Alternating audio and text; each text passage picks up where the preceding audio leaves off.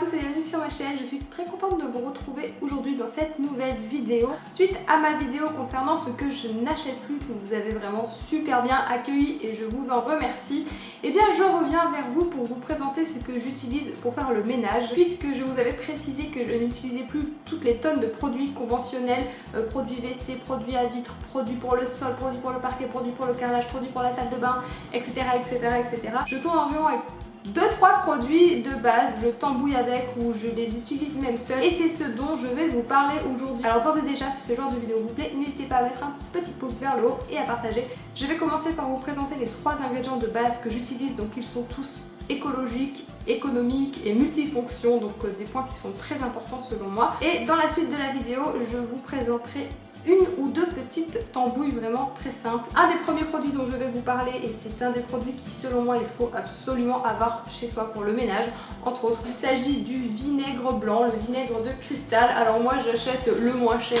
clairement à Géant Casino il me semble, et il me revient à peu près 35 centimes la bouteille de 1,5 litres, donc vous voyez, premier point, économique à souhait. Alors le vinaigre blanc, il est parfait pour désinfecter, que ce soit vos sols, vos surfaces de cuisine, vos plans de travail, vos surfaces de salle de bain, vos WC ou autres. C'est également un produit désodorisant et il est aussi anti-calcaire, très efficace contre le calcaire, pour vos joints de douche, de baignoire, pour vos éviers, pour vos robinets, pour vos carafes, cafetières, même vos machines à laver, votre lave-linge.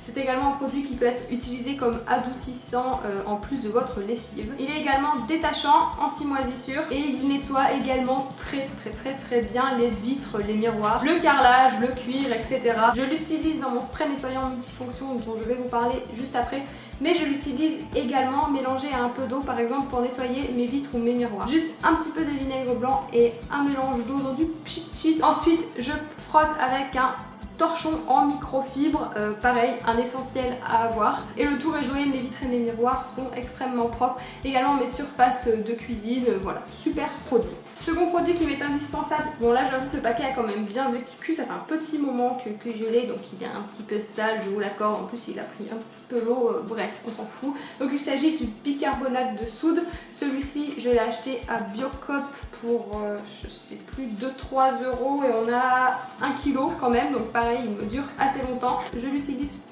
en complément du vinaigre de cidre, vous allez comprendre par la suite, et je l'aime beaucoup puisqu'il désodorise très bien tout ce qui est tapis, moquette, carrelage, litière aussi, la litière de mes chats. C'est également un adoucissant, un anti-calcaire, et il est aussi parfait pour nettoyer les surfaces, que ce soit les sols, les portes de douche, le carrelage, etc.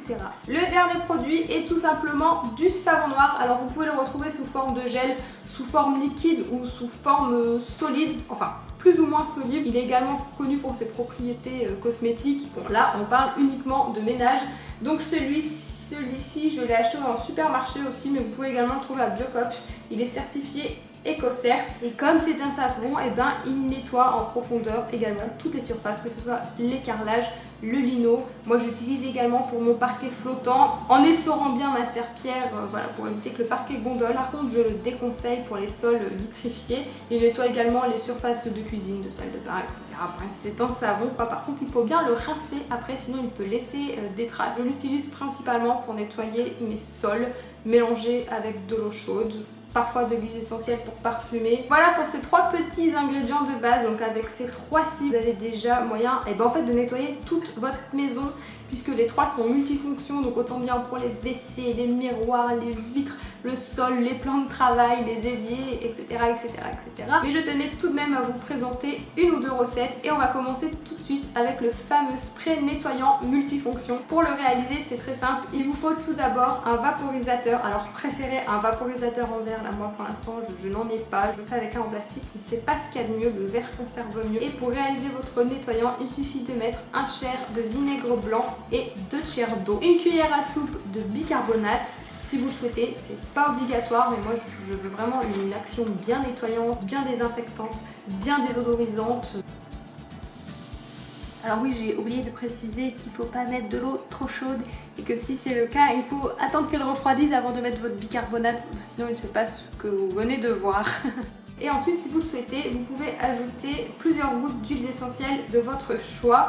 Moi je le fais pas tout le temps puisque j'ai des chats et je sais que c'est pas super bon avec les animaux quand même, mais lorsque je le fais j'utilise soit de l'huile essentielle de menthe poivrée, soit de titri, soit de lavande, soit de citron, voilà, soit pour apporter une petite odeur supplémentaire, soit pour apporter encore une action antibactérienne. Et voilà, c'est tout ce qu'il vous faut pour votre nettoyant multifonction qui sera sain et économique.